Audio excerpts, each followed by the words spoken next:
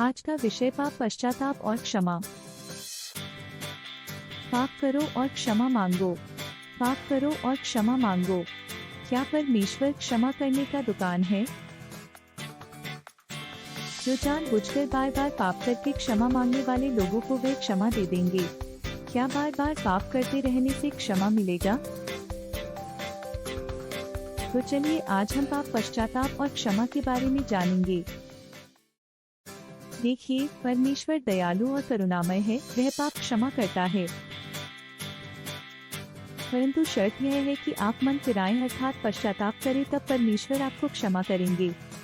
प्रेरितों के काम 3:19 के वचन में लिखा है, सो मन फिराओ और लौट आओ कि तुम्हारे पाप मिटाए जाएं, जिससे प्रभु के सम्मुख से शांति के दिन आए। पश्चाताप करें, अपने मन को परिवर्तन करें अर्थात कुमार्ग छोड़ें, गंदी आदत छोड़ें, अपने चाल चलन सुधारें, बुराई करना छोड़ दें, दूसरे को कष्ट न दें, कामुकता, क्रोध और झगड़ा छोड़कर ऐसा बदल जाएं, जैसे परमेश्वर चाहते हैं। क्योंकि मत्ती 4:17 के वचन में लिखा है, मन फिराओ क्योंकि स्वर्ग का राज्य निकट आ गया है। अर्थात परमेश्वर चाहते हैं हर किसी का बदलाव सत्य के अनुरूप हो। हर कोई अपने अपने तन, मन और बोली वचन कर्म से पाप को छोड़कर नया बन जाए। स्वर्ग राज्य निकट है कहने का मतलब, यदि आप अच्छे बनेंगे तो तब परमेश्वर अर्थात सच्चाई और अच्छाई आपके निकट आ जाएगा। क्योंकि यशायाह 55:7 में लिखा है, यदि दुष्ट अपनी बुरे चाल चलन छोड़ दे और अधर्मी अपने गलत सोच विचार और वह यहोवा की ओर फिरे, तब वह उस पर दया करेगा, क्योंकि परमेश्वर दया का सागर है। फिर यहेजकेल 18:32 की वचन कहता है कि परमेश्वर को किसी की मृत्यु से प्रसन्नता नहीं होती, क्योंकि प्रभु यहोवा की यह वाणी है, इसलिए मन फिराओ और जीवित रहो।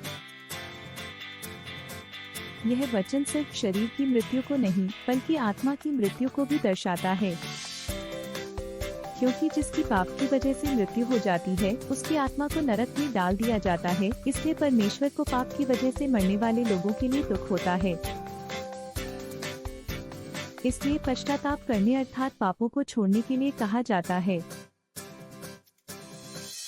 क्योंकि 1 यूहन्ना 1:9 के वचन में इस प्रकार लिखा है कि यदि हम अपने पापों को मान लें, तो वह हमारे पापों को क्षमा करने और हमें सब अधर्म से शुद्ध करने में विश्वास योग्य और धर्मी है। इसलिए पश्चाताप करें, मन फिराएं और बार बार पाप न करें, बल्कि पाप को छोड़ें, परमेश्वर को पकड़ें और सच्चाई और ईमानदारी से जीवन व्यतीत करते रहें। धन्यवाद।